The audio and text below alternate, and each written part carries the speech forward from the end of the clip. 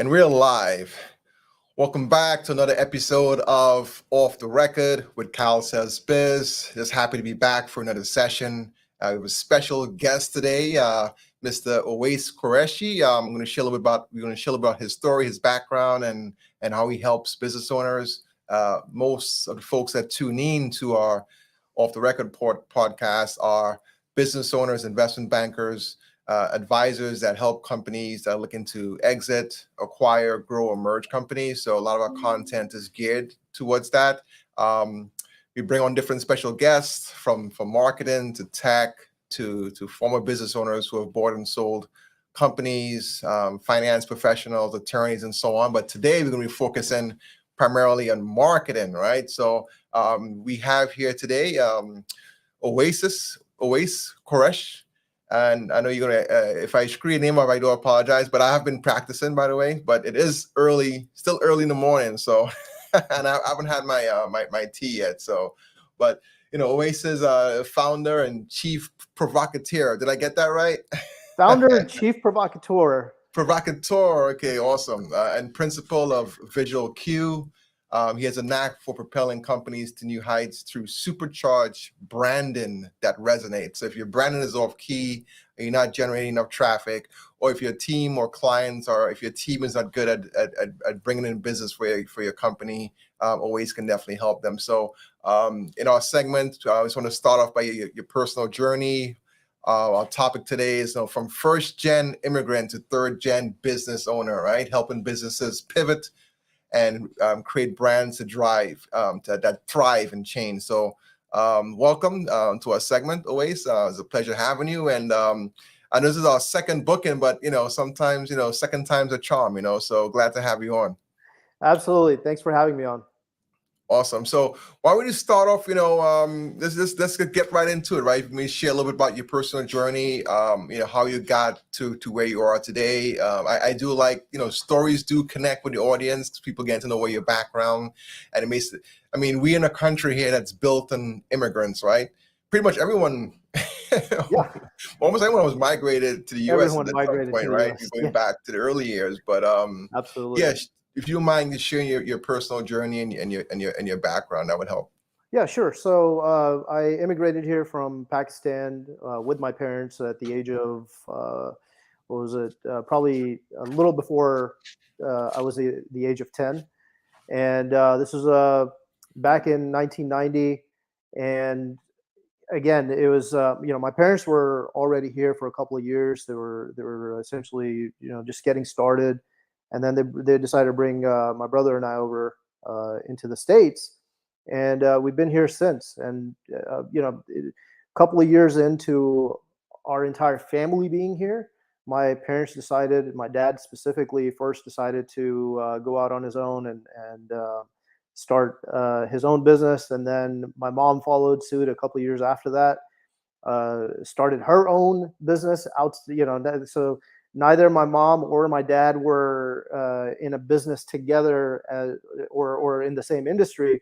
They both decided to pursue entrepreneurship, focusing within their own specialties, and just moved from that point on.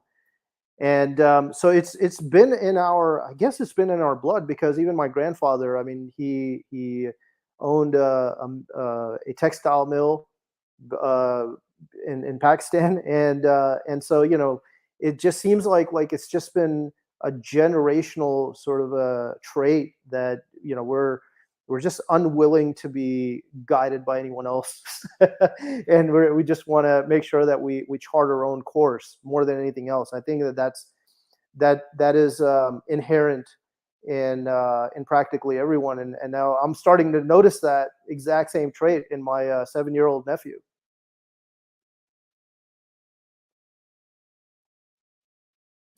You have those genes, right? It's like, now you see your nephew, so what is he into? What is he interested in? Well, he's showing those similar independent type qualities, unwilling to be led by someone else, and wants to lead.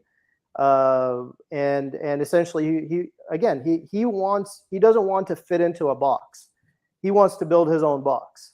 And I Right. find that to be a very common trait amongst entrepreneurs. They don't want someone else to draw for them. They'll draw it. They'll draw it by themselves, right? Like let's take a look at you, right? So you're essentially charting your own course. You went out on your own, created all of these various brands, and they represent something. But it's that intrinsic quality that you have to say, okay, well, look, I have a vision. I want to make sure that this vision comes to fruition. Yeah, definitely. Well, one of the reasons I do what I do, because when I started off, I was that 7-year-old kid that was trying to do things on my own. Yeah, And sometimes you need some guidance. You need to of have course. a blueprint to follow. Like, it's good to be driven, and there are people that are blazing their own trail. But even a lot of, if you think about all of the most successful entrepreneurs and businesses, they've actually have grown through acquiring either talent, or acquiring companies, or getting some sort of mentorship or guidance to reach where they're at. So, Yeah, but to your completely point, agree. most entrepreneurs is like, sometimes you have to fail a couple times to realize that how you have to fail your way to success. That's probably what I'm trying to say, right? That's correct. That's correct. Right. The, Absolutely. the trial and error. And talking about failing, what are some challenges you faced transitioning from first gen immigrant to where you are now as a third gen business owner?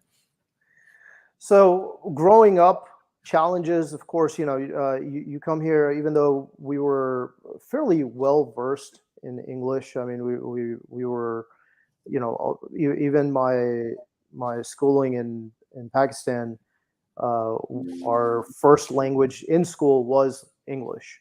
However, there was still a culture shock and kind of an acclimation that you have to uh, undergo once you move to a completely new country, right? So acclimating to the culture, to the environment, how people communicate, and I would say that continues to be a challenge.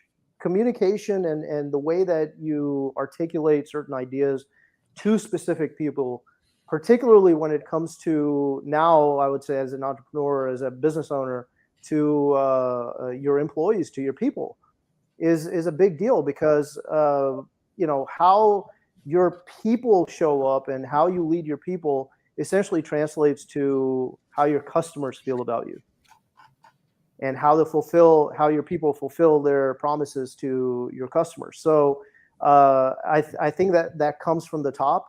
And so my biggest challenge continues to be how I communicate that and make sure that how I lead my people, they're all invested, they're all bought in, right? So that's, I would say it's a challenge, but at the same time, it's an ongoing practice. Hmm. And that goes to the point of having a strong brand, right? The right brand can not only attract the right customers, but also attract the right talent, right? To build the right culture, 100%. in your company and in your organization. We have seen a lot of brands pivot during the pandemic, during COVID, and some have pivoted a little bit too far and gone off track from their core values as what That's got correct. them where they're at to begin with. But this is your wheelhouse. I want to kind of get your perspective on that. What does it mean to pivot?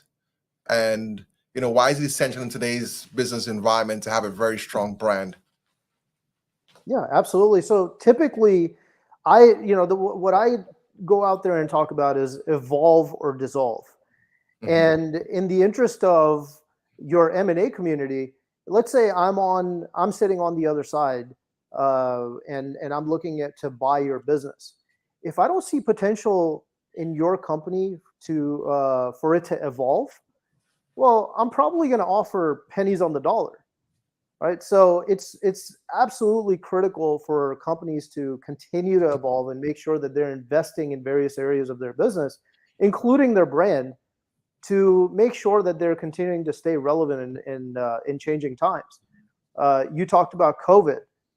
Let's take a look at this year. Fast forward to this year. The biggest component of this year and the biggest form of conversation of this year is artificial intelligence. And so how are companies adapting to that, and how are companies continuing to maintain relevance and making sure that the next 5 to 10 years look like a potential for those companies, not something that is going to make those companies obsolete? Mm-hmm. So let's talk about visual cues. Give us like a scenario, right? So companies struggling, sales are stagnant, there's no direction, they haven't identified their target market, and now you have this technology, AI, in there, and trying to figure, okay, how can I use AI to draw up some business? Give us some scenarios, or maybe some stories of clients you've worked with, and give us an idea of what that process looks like. Yeah. So let's pull AI out of that, and let's Yeah. look at all of these sort of I wouldn't even call it milestones, but let's take a look at them as indicators of change throughout the life cycle or the lifespan of the business. So as you're hitting the growth stage, typically what's happening, you're bringing on new people into your company, right? So do you need their buy-in? Absolutely. Do they need to be invested in your vision? Do they need to align with your purpose, your goals, your core values? Absolutely. If they don't, well, then they're not going to stick around. So that's one piece of change. That's one indicator of change that's typically going to happen. Or the other opposite side of that would be a high employee turnover. Again, people need to be bought in to make sure that you continue to have that retention of those people, right? The other piece is that you're going into a new market. Well, when you're going into a new market, what are the two ways that you would probably attack that market? Is either you start from the ground up when you have zero visibility, you're going in there trying to figure out exactly who the right client is going to be and what drives their buying decision, all of those components, and start from the ground up, evergreen. The other way would be to acquire a company that already has a presence within that market. But once you acquire that company, what are some of the challenges that occur, Kyle, once you acquire that company? Well, you're talking about two messaging, right? So you may have two companies, different culture, different philosophies, different marketing practices, and so on. So now you have to figure out, okay, who's adopting which message, and are we going to go to one unified message? Is it going to be a standalone acquisition? Correct. It's a lot that both sides have to, because typically in acquisition, the buying company, the acquiring company acquires the talent and sometimes even the ownership of the existing company. Exactly. And a lot of times a family held business, private held business, and the owner been running that company for 20, 30 years. It's going to take a while for them to adjust. So sometimes the acquiring company, in some cases, may want the owner out of the picture sooner than later so they can adopt their culture, their brand, their philosophies that they want to roll out or integrate into their business. Absolutely.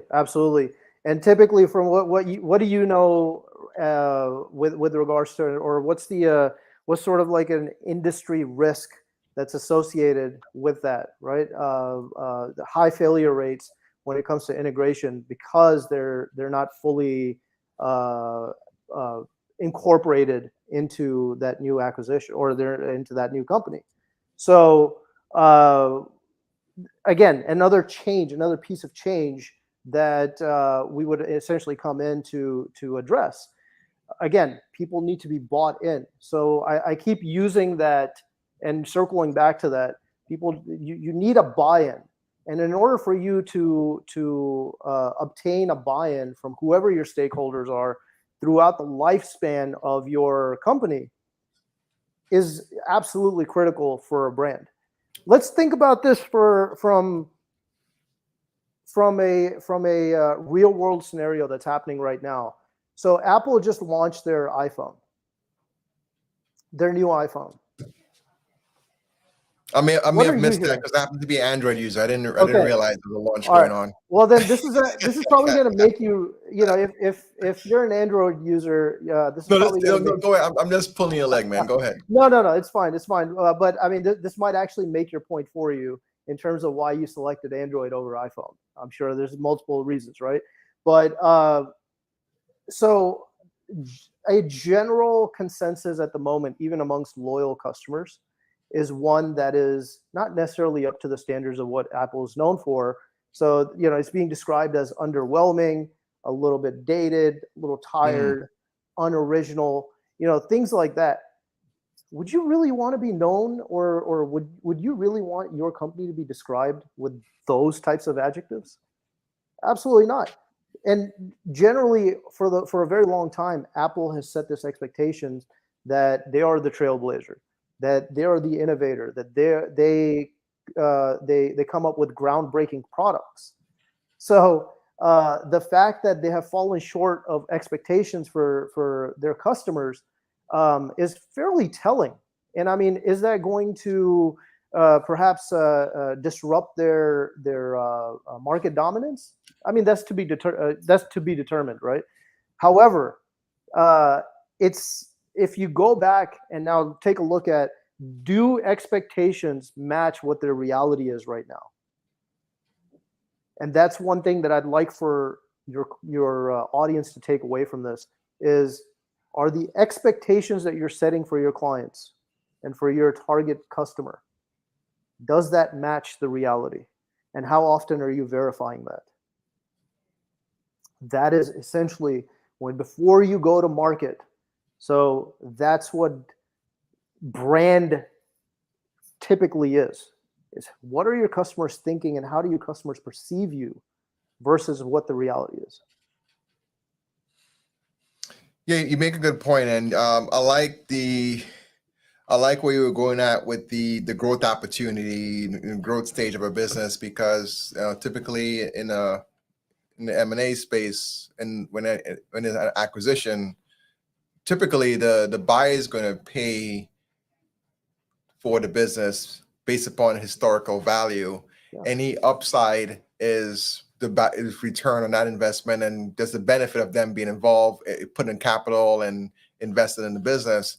So a lot of times, if you have a strong brand, and you have great marketing, you have a process, and you're at the point that maybe you're burnt out, or maybe you're at a point where you don't have the resources to implement or fully execute that, but at least you have a growth plan, a growth strategy that buying company can come in and execute that, and couple with their resources, get a really good return on their investment. Right. So I love that point that you shared. I have a question for you. So I love the Apple analogy.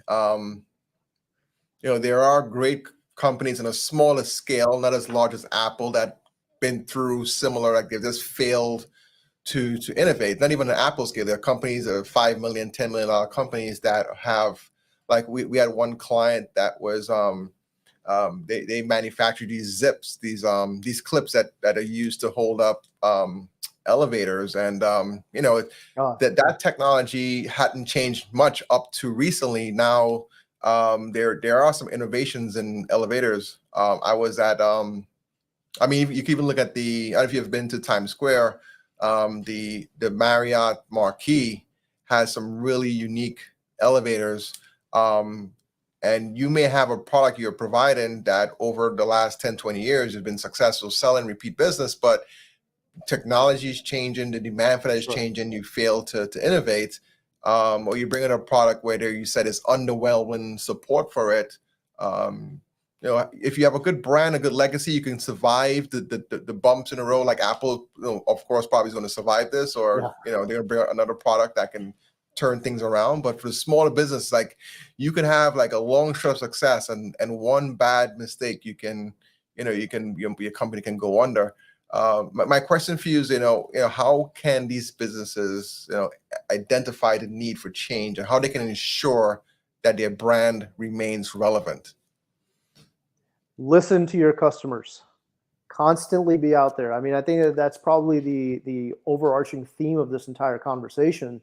And you and I, before this podcast went live, I asked you, okay, well, who is your audience? What are they wanting to take away from this conversation? How can I best craft this conversation for your audience? Right? It's the exact same thing You are essentially building the box around your customer rather than fitting and essentially just trying to push your customer into a box. Is that going to be a very comfortable situation for that customer? Unlikely. So let's think about some of the companies that have failed to innovate or ignored some of the market trends that were happening. Let's take a look at Blockbuster. They were offered Netflix. Right? They laughed the guy out of the room. And within probably a few years, Blockbuster was under bankruptcy. Yeah. Right? Then let's think about Toys R Us. Toys R Us is actually a pretty unique case because they are, I don't know where they're at now, but they try to come back into the market. And so, and then you compare that to someone like Enron. I don't know if you're familiar with Enron. Pretty big case over here, right? But let's take a look. Which one of those actually has, from a brand perspective, in terms of from a market perception perspective, which one of those, if you just took the name Toys R Us and you just took the name Enron, which one of those can you actually run with today and actually have some sort of a profitable business versus the other one where it's like, okay, well, this is going to be a negative reputation for me. Obviously, Toys R Us is going to be advantageous. Enron is not. It's all about, again, market perception, reputation, how customers feel about your company. Mm-hmm. So the question I ask is, how do you balance your company tradition with innovation, right? Sometimes you don't want to be the first in, like, for example, when a new product comes out, even a new app or update, you don't want to, there's usually bugs, right? In the first, in the first release, right? So, but at the same time, you do want to be cutting edge and want to be leading the pack, right? When it comes to innovation. How does a company or a brand balance their tradition, their core values, their core deliverables, and innovation? That's a good question. I'm going to frame that from a point of pain. For any company and for any customer, in order for them to make a serious change or even move and take action towards some sort of a change, pain needs to exceed a threshold of tolerance. And so where do companies feel the most pain at? It's going to be in their wallet. And then same thing on the other side, their desire for a new opportunity, for a new revenue stream that they definitely have seen that, you look, this has a significant amount of potential. There's an underserved market here. We have something that we can go in that's going to be groundbreaking and essentially capture 90% of that market share.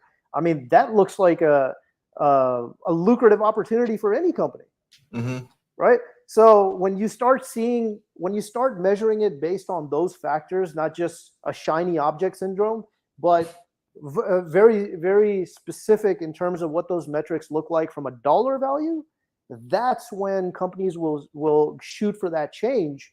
I'll give you a real world example of a client who exited at a double-digit multiple. They were, because of so they manufacture specific equipment, and because of Chinese replicas being flooded into the market, they were about to shut their doors down within 18 months. Wow. And so this wasn't a purely let's go ahead and put lipstick on a pig and make it look pretty, kind of let's refresh your brand from a visual perspective. This was more of, let's go back to your clients, figure out exactly what they value and why would they continue to pay more for your product versus a Chinese replica that's coming in from from overseas. That's 25% of your cost of manufacturing. So we're really digging into the meat and potatoes here. in terms of what that challenge looks like. I mean, that pain was severe to the point where you're essentially looking at the livelihood of a 30-year-old company under extreme threat. So what do we do to make sure that this company not only survives the next couple of years, but it thrives? Well, once we figured out exactly what my companies or what my clients' customers valued, and what would make them want to pay a premium on top of whatever they were paying, it essentially positioned my client and my client's company in a way that was completely revolutionary compared to many of their competitors. And what happened is that before they even rolled out their product, one of their clients actually came in and offered to buy them out because they saw so much potential in what they were doing. Offered to buy them out. Did that buyers multiple. Did they have a heads up on the product that was about to be rolled out? Yeah, because their client was included in the conversation. Right? They were included in the conversation. They were part of their product development. So the client had a significant amount of capital, and I'm sure that there was a capital raise on the back end. Whatever it was, they said that, look, this thing has a significant potential to the point where we're going to offer you a double-digit multiple. Wow, that's pretty powerful. Yeah. Marketing and branding a lot of times in the M&A space sometimes is overlooked. I like to use normally we work on you're going to go to market. The first thing you typically look at your books and records, right? I like to use the used car analogy, right? You're selling your old Hyundai, your old Mercedes, whatever the brand is, and maybe a little buff, a little little vacuum, a little little detail might help. Maybe need some tires. You might get a little bit more for the car, but most business owners typically they want to sell their business, as is. But if you could do some window dressing or some landscaping, or get that curb appeal up for your company in this conversation, as it relates to marketing, right? You could create some additional value for your business. It's all about the upside, and also part of our conversations were about retaining clients and having a good culture, right? So retaining clients as well as retaining employees. So having the right messaging, right, for your company can actually increase that value, because in my opinion, the toughest things to change in a company, or even the toughest thing to change a company's culture, right? If a bad culture, it usually starts at the top. And if you come in and you try to, okay, I'm going to adopt a new culture in my company and get going on the right track, it's tough to change bad habits. So if the staff, the employees, the management is used to things going a certain way, it's tough to have them go a different direction. So that's the toughest thing to change, in my opinion. How deep do you go with your marketing? Do you make suggestions as far as replacing key people that are not aligned with the message? Do you help them get aligned by training, or is it more on the outskirts of things as far as making the business look more marketable? How deep do you go? Do you get into working with the key management and directors and personnel? Absolutely. Collaboration is a big piece, right? So we want to make sure that all of the key people, including many of the people that are underneath them, whether it be middle managers or employees, whoever they are, they need to feel invested into the brand.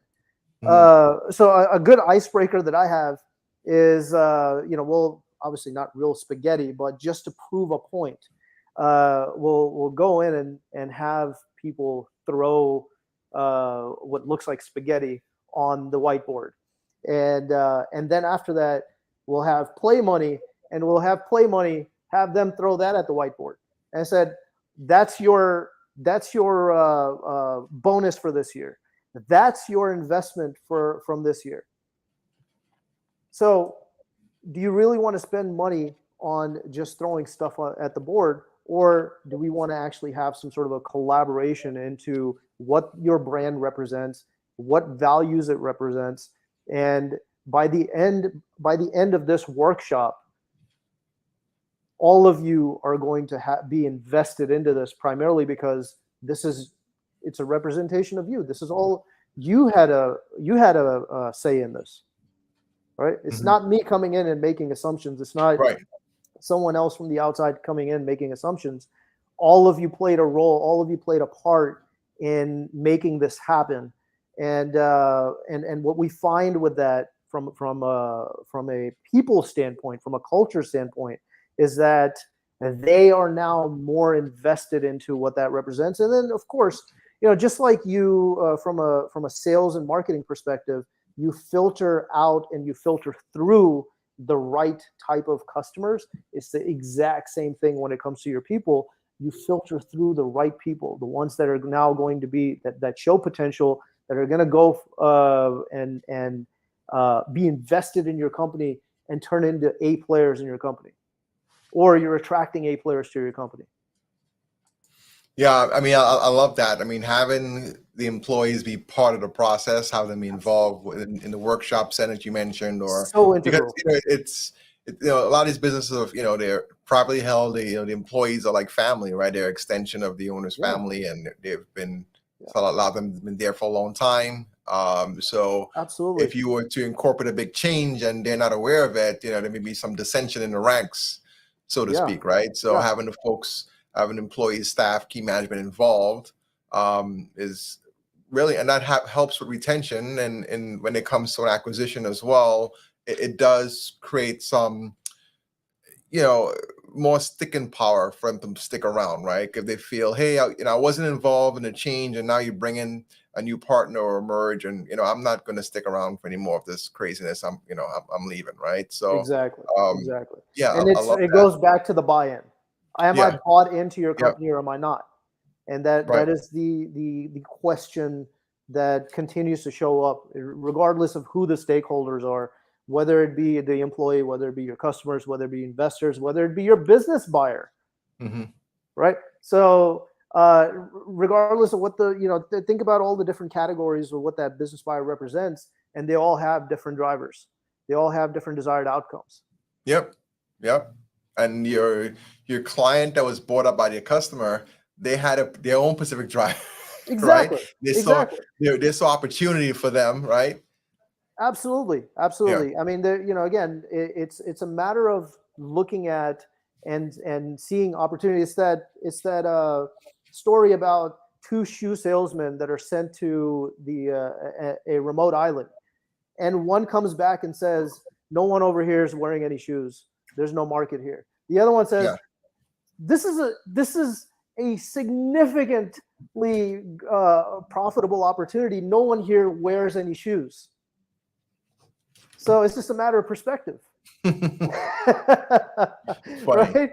And so when you have a strategic buyer that comes in and says, "Okay, well, look, I'm going to offer you double-digit multiple here. Obviously, your numbers got to check out, but sees potential," is because you've communicated potential. So part of that communication is someone that can come in and tell that story. Very similar to when you go and buy a house, when you go buy a real estate, you want to make sure that buyer is able to visualize themselves. What type of homes typically sell is the ones that are furnished. They show you how things are going to look and how you can see yourself. Exactly. They're staged. But there's a reason behind that, right? And statistically, those are the ones that have a quicker closing rate, higher closing rate. You want to be able to say, okay, well, look, this is how things are going to look for you, or this is how you can visualize yourself in this home. So true. It's funny. You ever go to the car dealership and they have the car with all the accessories and just, souped up, they have that car right on display. It's like, man, that looks really good. I want to get that one. Exactly. They don't put the basic version with the wind-up windows. Those are absolutely not. Absolutely not. And you're very likely to pay, obviously, whatever the price of that is. You're very likely to pay that because they modified it. They wanted to make sure that it's appealing as possible. Another example that I can use is you drive by a house that has a very unkempt landscaping in their yard. Well, you're going to make assumptions. You're going to make assumptions. If that's how the yard looks, what's happening on the inside? Yeah. Is the carpet ripped? Is there plumbing issues? Are there electricity issues? Well, again, if you got a for sale sign at that house, you're probably going to offer pennies on the dollar. Yeah, they got weeds and growing inside too. Yeah, Weeds exactly. on outside and the inside. That's right. That's right. So now apply that same concept to your business. Yeah. Well, okay, I'm going to start making assumptions about your business if your overall messaging is outdated, your curb appeal, so to speak, is outdated when it comes to your website, with your online presence, your messaging, all of those things. Is that a reflection of how things look on the inside with your people? Is that a reflection of how things look when it comes to your customers? Is that is that a reflection on how you deliver on your promises with regards to your customers? And if that is, am I likely to work with you? Am I likely to pay you a premium, or am I going to beat you up on price and work you over when it comes to me signing something? Yeah. It's good point. You know what?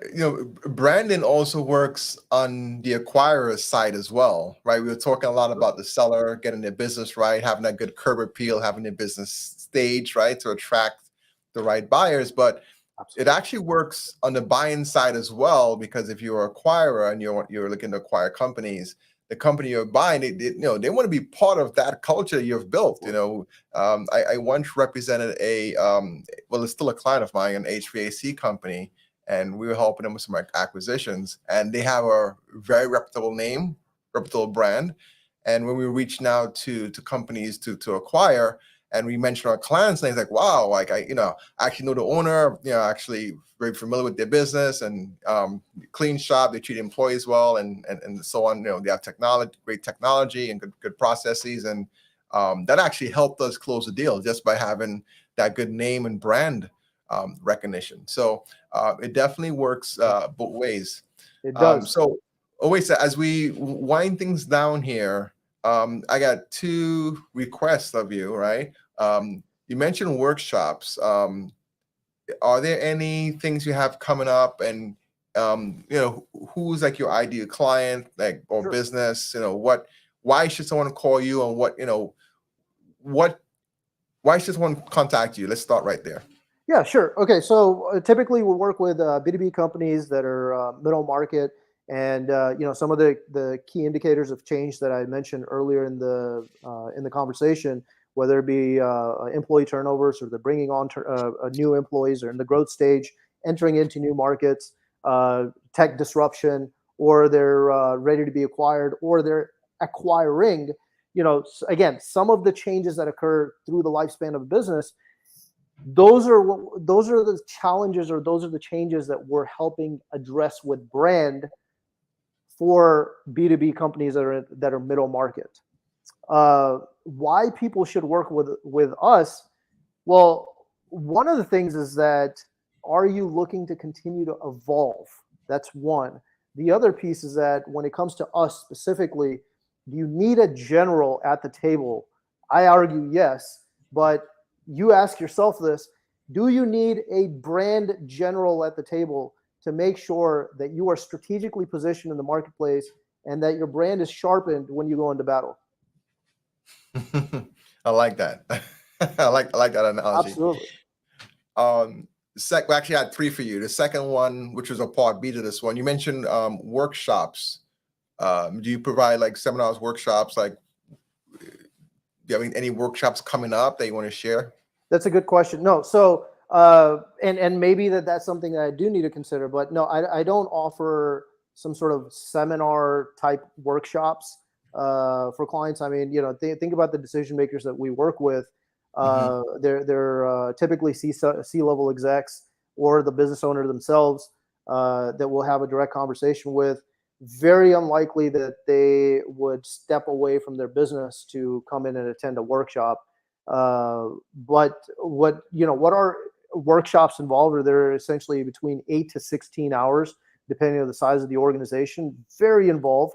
I try to break them up into either 2 or 4 hour segments over a course of multiple days, but they are purely organized for companies that engage with us. So they'll retain us, they'll bring us on board, and we'll do those workshops and essentially to figure out exactly what's happening with that business, where does that business need to go, who they are internally, who they are externally. Again, expectations versus reality. And then when it comes down to verifying their brand promise, we do a significant amount of client surveys to figure out exactly what's happening. Are they fulfilling the expectations that they've set for their clients, or are there areas where they're falling short, and what areas are those? So that way, now that's going back to the operations, which is key. Absolutely. Now, I put in the chat your website so folks get a hold of you. But for the listening audience that are not viewing this broadcast, how can business owners, advisors that want, or C-level management that want to contact you about their brand and management, how can they reach out to you and your company? Sure. So you can reach out to me.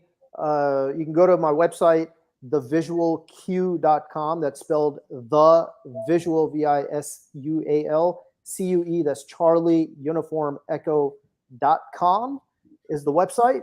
And then they can also reach out to me on LinkedIn, linkedin.com/Owais,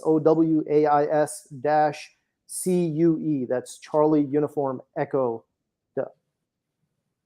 Awesome. So I do have that. We will share that in the show notes as well. You have been listening to Off the Record with KyleSellsBiz.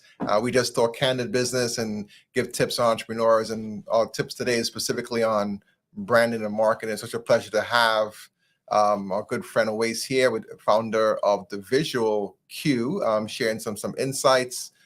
We do have a lot of events coming up next week. We're going to be at, I wish you were in Manhattan. We'd take you out for some drinks and enjoy that. hang out. But I may be out your next way. Next time in New York, I'll certainly reach out to you and yeah, I may be out in your way at some point. But yeah, so we have a lot. We typically have about 2 events per month on different topics. Our next one you're gonna like is on succession planning. We're gonna talk about getting the next generation ready to take over the business, specifically speaking with the kids of business owners. So the topic is going to be a good one. But any final takeaways before we wrap up here, my friend? Do not ignore your customers. Okay, you said that twice already, so I'm gonna not ignore what you just shared. Do not ignore your customers. So is the customers always right in the same vein, or no? And that's typically you don't ignore them, but are they always right? You don't ignore them, but listen. And what you'll find is that if you start seeing patterns, then you know that there either needs to be adjustments or improvements, whatever that looks like, or that perhaps you're on the right track. Again, expectations versus reality. Are those consistent, or are those unaligned? Love it. Well, it was a pleasure having you here, my friend. Looking forward to keeping in touch. A lot of great things are happening. You're in a great city, right, to be doing what you're doing. I know there's a lot of venture capital and M&A stuff that's happening in Houston as well. So lots of activity. Looking forward to keep in touch. And it's a pleasure having you on. Kyle, thank you for having me on. Thank you.